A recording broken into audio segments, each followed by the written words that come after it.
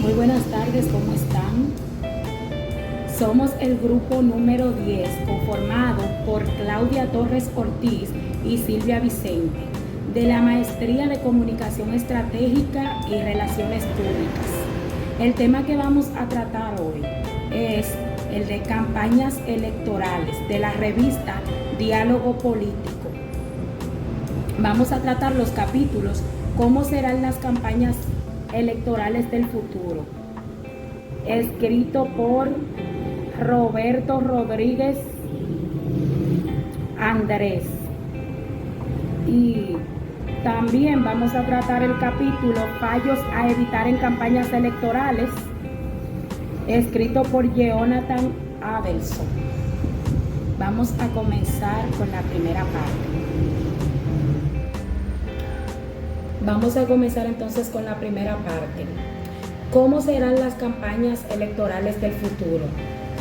Por ejemplo, la práctica de la comunicación política y las campañas electorales ha estado siempre muy condicionada por los avances tecnológicos, pero esto ha sido más notorio en dos campos concretos.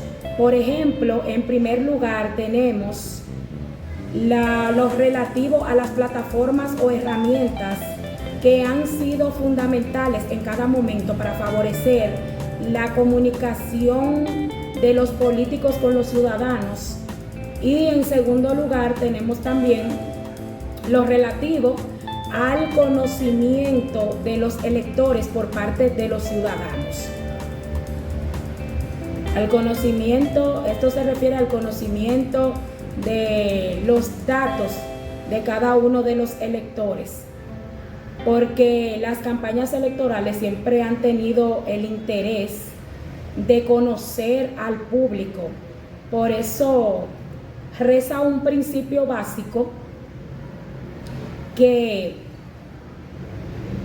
no se puede persuadir a quien no se conoce. Es necesario conocer a la audiencia para poder persuadirla, y es por eso que los partidos políticos, los equipos de las campañas electorales siempre se han interesado, ese ha sido su principal interés, conectar con los electores a través del conocimiento de sus datos, recopilar datos para conocerlos. Entonces, también remontándonos un poco a lo que es la historia, estos dos factores estuvieron ya presentes en el nacimiento del marketing político a mediados del siglo XX en los Estados Unidos, cuando apenas la industria de los sondeos empezaba a perfeccionar sus técnicas en esos momentos.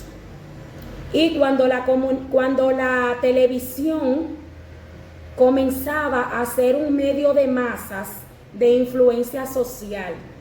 También en estas primeras décadas del siglo XXI, los avances tecnológicos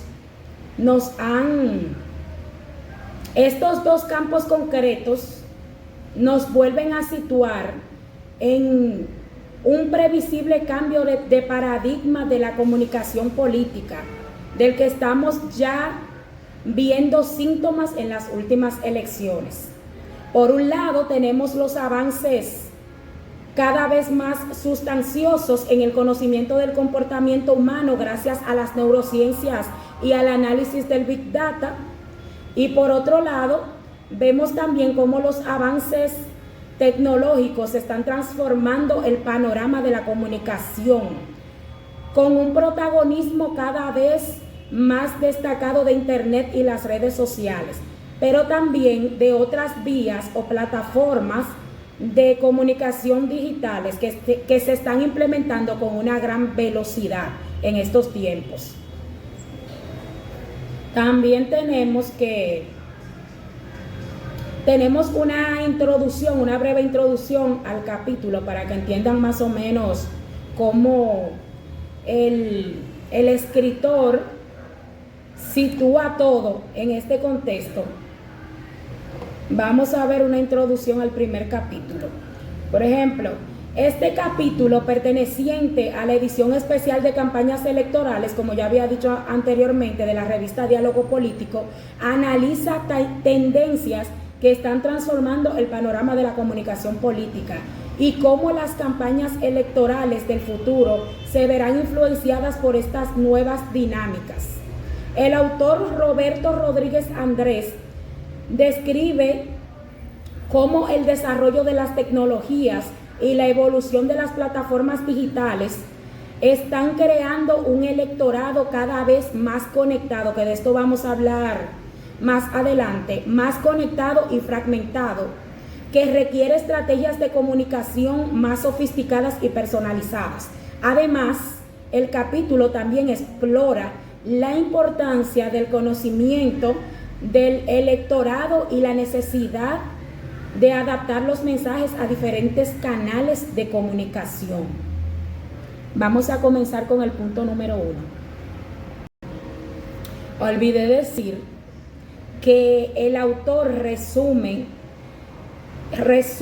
en 10 puntos cómo serán las campañas electorales del futuro. Ahora sí vamos a comenzar con el punto número 1. Y el punto número 1 es un electorado cada vez más conectado. Vamos a ver qué significa esto. La comunicación política se está adaptando a la creciente influencia de Internet, redes sociales y dispositivos móviles, desplazando el protagonismo de la televisión tradicional. Es decir, que las campañas electorales cada vez van a ser más dependientes en el futuro, van a ser más dependientes de las plataformas digitales, no tanto de la televisión tradicional. Ustedes saben que en aquellos tiempos las campañas electorales estaban más conectadas, dígase los partidos, los equipos electorales estaban más conectados a lo que es la televisión tradicional. Pero hoy en día vemos cómo eso ha cambiado. Gracias a las nuevas tecnologías han surgido un sinnúmero de plataformas digitales, de redes sociales, desde que surgió el Internet, que ya pues nos han presentado esto referente a la comunicación política de una manera diferente. Por ejemplo, para poner un ejemplo palpable, en la campaña de 2008, en la campaña electoral de Barack Obama en 2008, vimos cómo el Internet y las redes sociales tomaban protagonismo y cómo la televisión iba perdiendo popularidad en esto de las campañas electorales. Cómo la televisión iba perdiendo popularidad. Entonces, vamos a continuar ahora con el punto número 2. El punto número 2 es una comunicación política diseñada preferentemente pensando en los teléfonos móviles. Según lo que comenta el autor, el móvil va a ser, si no lo es ya, el medio preferente de atención de los ciudadanos. Estamos viendo cómo todas las funcionalidades que tienen los teléfonos celulares. Por ejemplo, nosotros lo utilizamos en diversas situaciones. Por ejemplo, lo utilizamos para informarnos, para comunicarnos con nuestros seres queridos que están tal vez alejados de nosotros. Lo utilizamos también para comprar en línea, para hacer un sinnúmero de cosas, para relacionarnos con otras personas. Y yo en realidad creo que es el medio preferente de los ciudadanos, porque el consumo diario que le damos al teléfono es algo impresionante. Entonces, él enfatiza, el autor, en que los móviles van a ser, si no lo son ya, van a ser el principal canal para vehicular la comunicación política, porque los móviles nos permiten conectividad en cualquier momento y en cualquier lugar. burlando incluso, rompiendo las barreras físicas, geográficas o temporales que condicionan a los medios tradicionales. Entonces,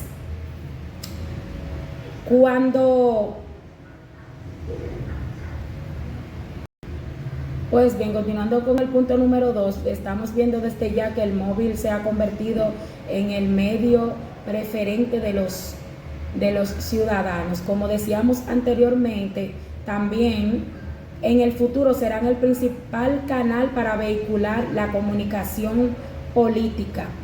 Esto exigirá a los partidos y candidatos adaptarse al formato de este soporte, pensando no solo en una comunicación unidireccional, es decir, no solamente pensando en lanzar mensajes, sino también pensando en la forma en la que se van a enviar los mensajes para conectar con la audiencia, y también en cómo responder a las demandas de los ciudadanos y en cómo lograr movilizarlos e implicarlos para que interactúen, colaboren y participen activamente en la campaña. Y todo ello en tiempo real. ¿Por qué? Porque esta es la velocidad que impone este medio. Vamos a continuar entonces con el punto número 3, que es que la comunicación política va a seguir priorizando lo audiovisual. El hecho de que la televisión tradicional esté perdiendo su poder, como hemos dicho anteriormente, no quiere decir que lo audiovisual también decaiga. Es al contrario. Los mensajes que predominan en webs, redes sociales, los que incluso compartimos a través de la mensajería instantánea, todos están basados en imagen y sonido. Es decir, que lejos del video desaparecer, se está convirtiendo en algo muy usado por los usuarios en internet y en las diferentes plataformas digitales. Entonces, el video de corta duración va a seguir siendo el estándar de la comunicación política, así como las emisiones en directo, que también están tomando cada vez más peso. Esto significa que el infoentretenimiento continuará imperando en las campañas electorales, porque es uno de los recursos más efectivos para generar viralidad en los mensajes, llegando con ello a una audiencia mayor y no solo a los que les interesan las cuestiones políticas. Los partidos y candidatos deben adaptarse y ser capaces de conectar con la gente en muy pocos segundos y ofrecerle algo que los enganche para que no se desconecten.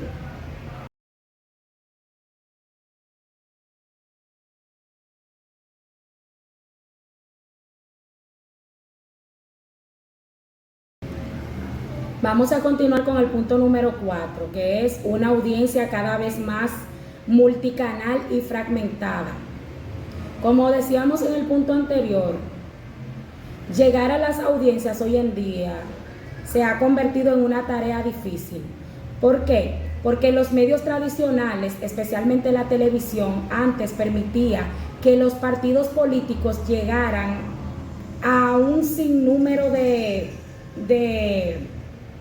público, de audiencia, que alcanzaran públicos masivos a través de las noticias o de la publicidad. Sin embargo, la tecnología ha traído una enorme fragmentación de canales, plataformas y vías de comunicación digitales, como por ejemplo, además de que estaban los medios de comunicación tradicionales como la televisión, la radio, el cine, han ido llegando también las plataformas digitales como las webs, los blogs, las redes sociales, los canales de podcast, las apps, emisoras de televisión digital, entre otras. Entonces, esto implica que para dirigirse a un número de lectores igual de masivo que en épocas anteriores se necesita un esfuerzo mucho mayor, porque hay que lanzar el mensaje a través de diferentes canales a la vez. Un mensaje además que difícilmente puede seguir siendo común para todos esos electores y que obliga a los partidos y candidatos a adaptarse a las peculiaridades y lenguaje propio de cada canal. Vamos a continuar entonces con el punto número 5, que es una audiencia cada vez menos mediatizada, lo que obliga a reforzar los canales de comunicación propios de la campaña. La pérdida de audiencia y el poder de los medios tradicionales está conllevando a la ruptura de uno de los principios básicos de la comunicación política, aquel que preconizaba la mediatización política. Tradicionalmente, los periodistas eran los encargados de mediar entre los partidos políticos y la opinión pública, y ello les confería un gran poder y una capacidad de influencia. Ellos eran los encargados de marcar la agenda de temas, también de seleccionar los enfoques que estaban siendo noticia en ese momento, de encumbrar, derribando a un candidato con sus alabanzas o críticas. Es verdad que los medios de comunicación tradicionales continúan con ese poder, aunque sea a medias. Ahora, hoy en día, en los medios digitales, ellos continúan con ese poder de mediación, pero este es cada vez menor, porque hay muchos ciudadanos que se saltan a los canales de los candidatos directamente y ya no ven los medios tradicionales. Esto es una oportunidad para los equipos de campaña, pero les obliga a reforzar esos canales. ¿Cómo ellos pueden reforzar esos canales? Bueno, generando contenidos de calidad, lo suficientemente atractivos y dinámicos como para mantener el interés de los electores,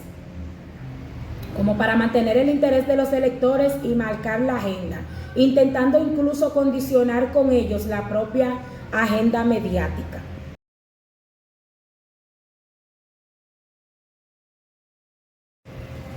Vamos a continuar con el punto número 6. Campañas cada vez más microsegmentadas que acabarán siendo individualizadas. Las neurociencias y el Big Data están recolectando datos de los electores, permitiendo a los partidos acumular bases de datos de los electores, una gran cantidad de información, pero los datos por sí mismos no aportan gran cosa. Lo importante es su correcto tratamiento para que esta información sirva para conocer a los electores. ¿Se acuerdan de que ahorita hablábamos de que los electores, los partidos políticos siempre buscaban como conocer a los electores, obtener datos sobre los electores? Vamos a ver más adelante para qué ellos utilizan esos datos posteriormente, después de recolectarlos. Entonces, decíamos que lo importante es su correcto tratamiento para el conocimiento, para que esta información sirva para conocer a los electores, a los ciudadanos de una manera muy precisa. Si a esto le unimos las posibilidades que brinda la geolocalización, el resultado del escenario en el que los candidatos pueden establecer microsegmentaciones, es el escenario en el que los candidatos pueden establecer microsegmentaciones de los electores que van a resultar cada vez más decisivas a la hora de planificar los esfuerzos comunicativos y publicitarios en las elecciones, priorizando los recursos en que aquellos segmentos sean verdaderamente determinantes para conseguir el éxito. ¿Qué quiere decir esto? Que a través de los datos de los electores, o sea, de los datos que se obtienen con el análisis de las neurociencias y el Big Data, los partidos políticos pueden microsegmentar a las audiencias. Es decir, que ellos pueden muy bien hacer una publicidad, pueden hacer publicidad y necesitar cada uno de estos datos para acceder a ellos o a los usuarios, a los ciudadanos, por medio de sus gustos, sus intereses y lo que ellos prefieren y sus preferencias. Por eso es que ellos se centran en estudiar el comportamiento de cada uno de los electores, cómo actúan, cómo piensan, cómo sienten. Es precisamente de lo que estábamos hablando anteriormente. Entonces, el autor dice que, o enfatiza en que en un futuro no muy lejano, la tecnología acabará permitiendo incluso que las campañas sean individualizadas, proporcionando contenidos específicos para cada uno de los electores en función de sus preferencias, intereses, en una especie de campaña a la carta, precisamente de lo que le estaba hablando. Ustedes se imaginan que las campañas sean individualizadas, o sea, que en el futuro los candidatos estén microsegmentando a los ciudadanos y que incluso a través de lo que ellos indiquen en la web que les gusta, a través de un contenido que ellos, por ejemplo, le den un me gusta o le den un me encanta o algo así, o tengan alguna interacción con ese contenido, ya esos datos, esa interacción sirva para los partidos políticos saber a qué tipo de personas ellos se van a dirigir, incluso cómo van a trabajar en base a las emociones de esa persona, y que se vayan incluso, las campañas sean en el futuro, que se traten de individualizar, o sea, que se individualicen tanto las campañas que terminen los partidos políticos enviando a través de múltiples canales, enviando diferentes tipos de personal de publicidad, por ejemplo, para diferentes ciudadanos. Ustedes se imaginan que en el futuro sea así, que sean individualizadas, que se le envíe a cada individuo, se le envíe una publicidad de acuerdo a sus intereses. Según establece el autor, eso podría suceder en el futuro. Vamos ahora con el punto número 7, que trata de la inteligencia artificial, cada vez más importante en la toma de decisiones en la comunicación política. Estamos viendo que la inteligencia artificial está tomando un lugar determinante en la comunicación política. Por ejemplo, la inteligencia artificial está revolucionando varias disciplinas en los últimos años. Las máquinas están ya detrás de muchas decisiones que toman las grandes compañías, ayudándolas a ser más eficientes, optimizando procesos y reduciendo plazos y costes. Y este escenario está también llegando a la comunicación política. La inteligencia artificial puede estar detrás incluso de muchos de los puntos que hemos tratado anteriormente. Nos puede ayudar a procesar información, datos, para extraer conclusiones muy precisas acerca de los electores, a determinar mensajes más efectivos para cada uno de ellos, a ser cada vez más certeros en nuestras predicciones, en las predicciones de los resultados. Dice que las máquinas incluso van a estar al otro lado del celular cuando se hagan campañas de marketing telefónico. Van a redactar mensajes y correos electrónicos más efectivos que los que hoy en día redactamos nosotros los humanos. Y eso es algo que ya incluso está sucediendo. Ya eso no hay que esperar al futuro para verlo, porque, por ejemplo, cuando enviamos, por ejemplo, o nos envían de alguna compañía algún mensaje, o saludamos, escribimos por WhatsApp o por otra plataforma, le escribimos a personas de esa compañía, ya no tiene que ser ni siquiera una compañía, hasta personas normales, tú le escribes y ya automáticamente te aparece un mensaje en el celular. Si él predestinó ese mensaje para que te llegara en el momento que él no está y que envías un saludo ya ahí inmediatamente, que esto es la utilidad, por ejemplo, que tienen hoy en día los chatbots, que es precisamente de eso que se trata, que envías un saludo y te envían ya inmediatamente un mensaje automático. Esto quiere decir que no estás hablando con personas, sino que ese mensaje te lo envió la inteligencia artificial porque fue programado para que sea así. Estás comunicándote con un robot a través, estás comunicándote con una máquina. Entonces, esto es de lo que se trata también la inteligencia artificial. Dice incluso aquí que van a responder a los ciudadanos en las redes sociales o a través de chatbots, lo mismo que estamos diciendo, o de aplicaciones como Siri o Alexa. Llegaremos a ver robots humanoides utilizados en campaña y quién sabe si quizá algún día hasta como candidatos, establece el autor. Es algo que realmente no me sorprende porque, como ya les he dicho anteriormente, ya la tecnología o la inteligencia artificial, que es lo que se está viendo últimamente, que está de última, está acaparando todo, está inmersa en todas las disciplinas. Y no se queda atrás, claro, el campo de la comunicación política.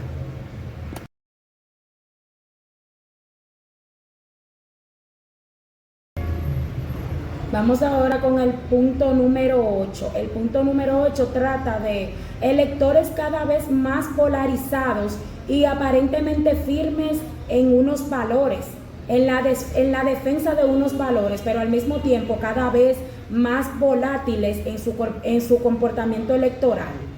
En los últimos años estamos asistiendo a un fenómeno a primera vista contradictorio y que está configurando un nuevo escenario electoral. Por un lado, el elector está cada vez más dividido y polarizado en torno a posicionamientos muy específicos, muy definidos y en apariencia estables en el tiempo, pero por otro lado, no se debe olvidar que la sociedad actual, como dijo Bauman, no está marcada precisamente por la estabilidad, sino por lo temporal o líquido. ¿Qué quiere decir esto? Que lo que hoy nos parece nuevo, lo que hoy nos parece novedoso, en muy poco tiempo termina cansándonos, o por así decirlo, se convierte en algo que ya no nos interesa, en algo viejo, deja de ser poco atractivo y nos lleva entonces a reclamar novedades de manera compulsiva. Esto afecta también a la política y las campañas electorales. Partidos aparentemente sólidos, con mucho apoyo en las elecciones, puede que en 4 años acaben desapareciendo completamente, víctimas de la transferencia de votos de los electores a otras formaciones, pero incluso nuevos líderes que son casi desconocidos pueden dar la sorpresa con muy poco tiempo, teniendo muy poco tiempo en las campañas,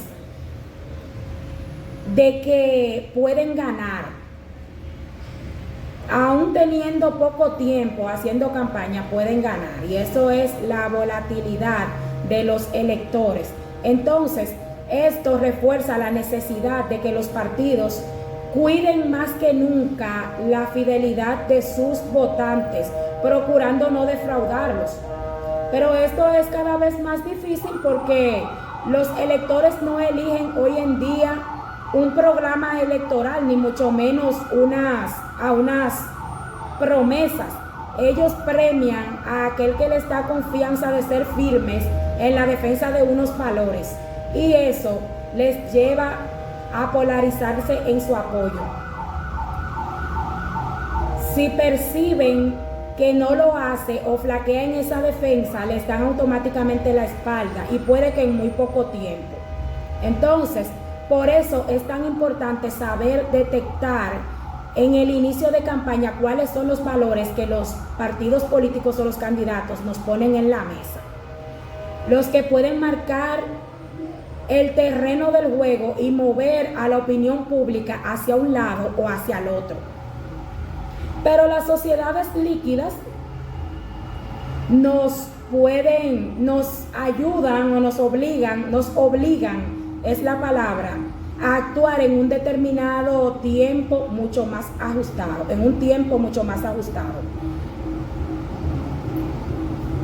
Vamos ahora con el punto número 9.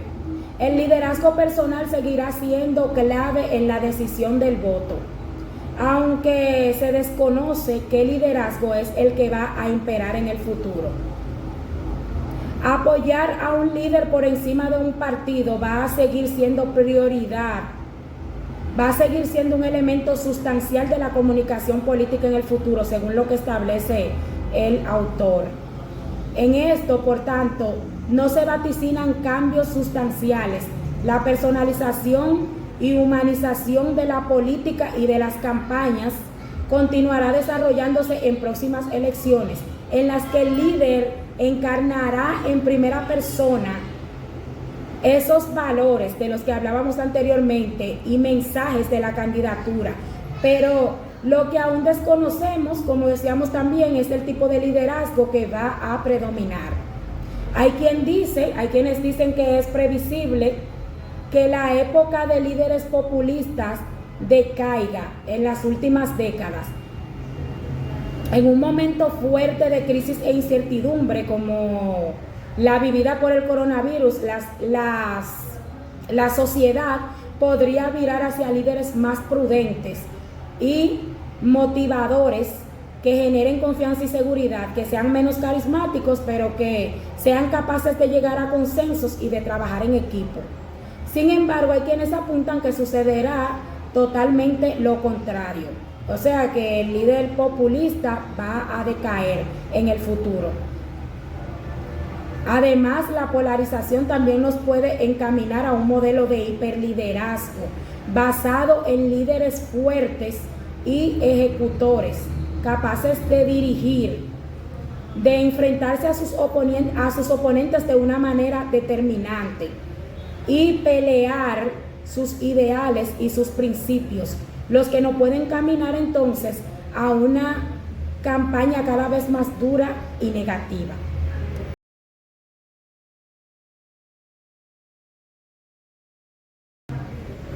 Por último, pero no menos importante, tenemos el punto número 10, que se trata de un tema muy importante, de la ética.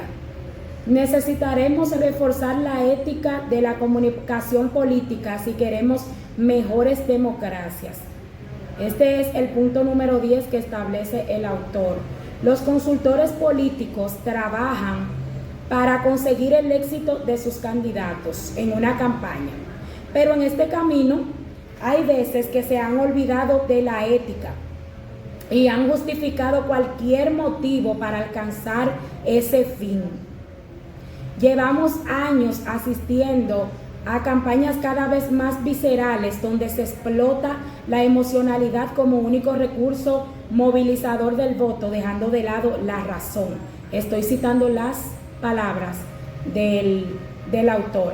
Campañas en donde el miedo ha sido usado como espoleta para ganar a los rivales, llevando a que sentimientos como la ira y el odio se hayan convertido en los principales motivadores del voto de amplios segmentos de la población, que votan más en contra de alguien que a favor de alguien. Campañas en las que no ha habido reparos en utilizar las mentiras o fake news para desacreditar a un rival.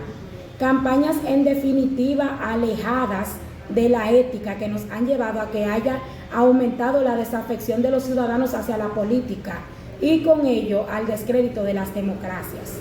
La comunicación política debe ser capaz de reflexionar sobre las prácticas que ha desarrollado en los últimos años, haciendo propósito de enmienda y tratando de aunar en mayor medida la eficacia con la ética. Esto es lo que propone el autor. Ahora, en base a este punto que se refiere precisamente a la ética, como decía anteriormente, un tema muy importante, sabemos que en la política, por así decirlo, no existe la ética, o no vamos a generalizar, puede existir, pero tal vez de manera muy limitada, muy disminuida, porque, por ejemplo, ustedes saben que en las campañas electorales se vale todo, como se ha dicho por ahí, como se dice popularmente. Ustedes ven, por ejemplo, unos líderes políticos desacreditando a los oponentes.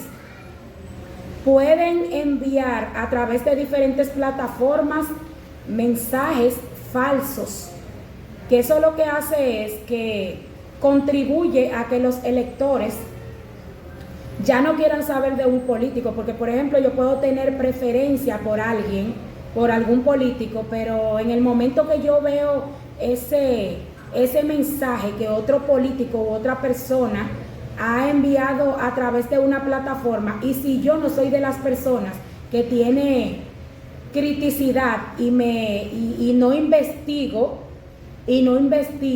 entonces yo voy a creer en todo lo que se me está diciendo en ese mensaje o en ese mensaje que aparezca en esa plataforma. Entonces, ¿qué va a suceder? Que ya si yo empatizaba por ese político, ya lamentablemente yo voy a terminar aborreciendo ese político. Entonces, por eso es que dice por aquí que se han utilizado campañas en donde el miedo ha sido usado como espoleta para ganar a los rivales, llevando a que sentimientos como la ira y el odio se hayan convertido en los principales motivadores. Es a eso que se refiere cuando parte de esta premisa el autor, porque es que incluso lo vimos por ejemplo en las pasadas elecciones de aquí de República Dominicana. Todo lo que, por ejemplo, Leonel decía acerca de Abinader y cómo se atacaban los unos a los otros, ese candidato también Abel Martínez, cómo se atacaban los unos a los otros, cómo enviaban mensajes, sean verdaderos o sean falsos, acerca de sus oponentes, que no eran como positivos, sino mensajes negativos, como para fomentar el odio entre los electores. Y que si por un ejemplo había alguien que simpatizara por Abinader, pues que terminara simpatizando por Leonel o por Abel Martínez. Y así es como los partidos políticos y las campañas, los partidos de campañas electorales juegan con los sentimientos de los electores y cómo los manipulan a través de los diferentes medios de comunicación y a través de las plataformas digitales.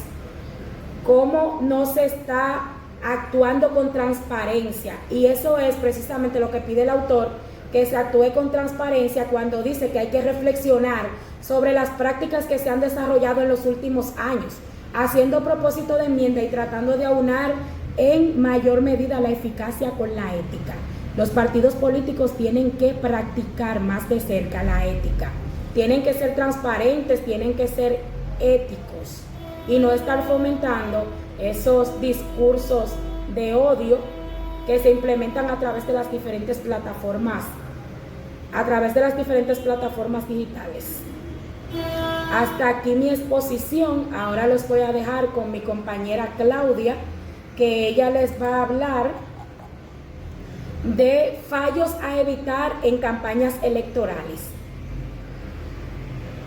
Gracias, Silvia. Continuando, ahora vamos a ver un poco del siguiente capítulo, los fallos electorales en las campañas políticas. Un tema muy relevante, sobre todo ahora en la época que nos encontramos de la tecnología. ¿Qué nos dice este capítulo? El capítulo escrito Los fallos electorales por el exitoso sociólogo político Jonathan Albenson traduce los fallos que deben ser evitados en las campañas electorales.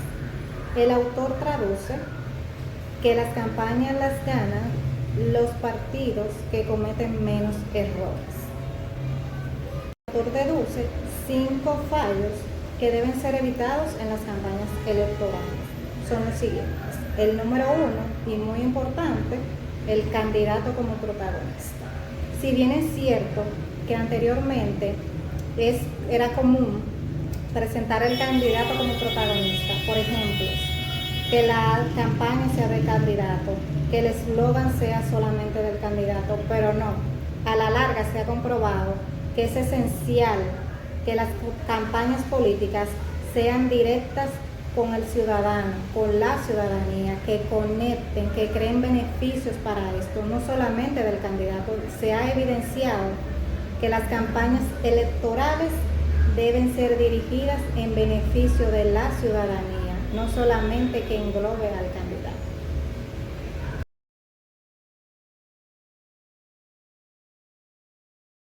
El error más común que suele pasar desapercibido, que se comete comúnmente, el punto número 3, comenzar a trabajar cuando empieza la campaña. Un grave error que debe ser resarcido lo más pronto posible, ya que no es obligatoriamente comenzar a trabajar desde que comience la campaña, ya que la investigación debe ser previamente, meses, incluso años antes de comenzar a realizar la campaña.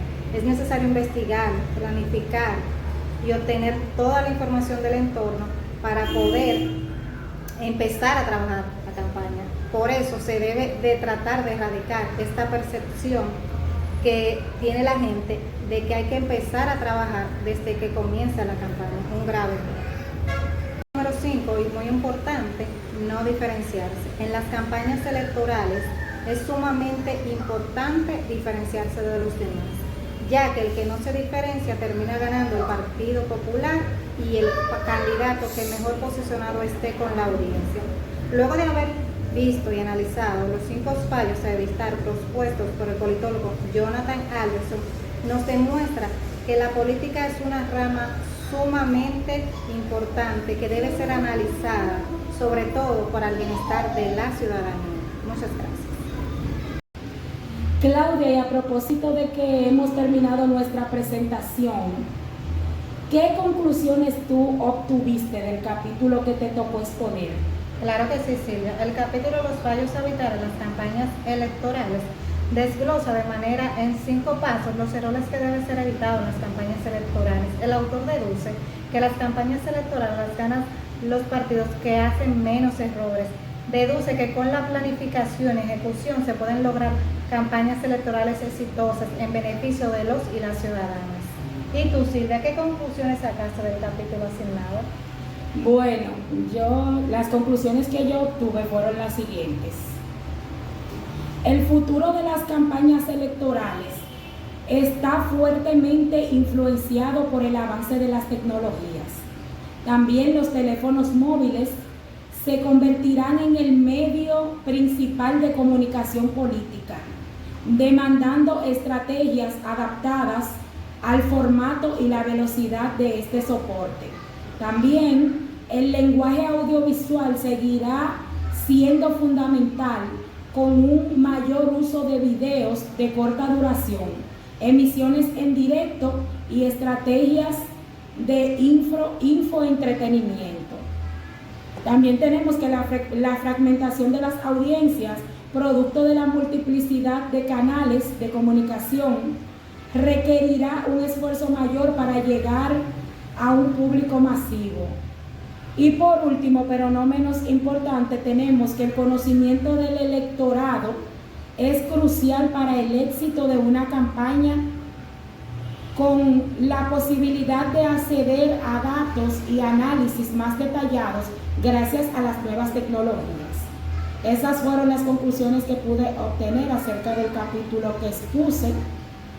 Entonces, si ustedes son del área de comunicación y más aún de comunicación estratégica, esta presentación es para ustedes. Claro que sí. Gracias por vernos y no se olviden comentar, no se olviden dejar su comentario en la caja de comentarios, valga la redundancia. Y no se olviden de apoyarnos, de apoyar nuestro canal, de darnos un like y de suscribirse, sobre todo, de activar la campanita para que le puedan llegar las notificaciones de otros contenidos de calidad que estaremos haciendo en base a la comunicación política. Entonces, ¿algo que quieras decir, Claudia? Muchas gracias. No se olviden de comentar y de dar like, de suscribirse. Nos vemos en la próxima. Bye.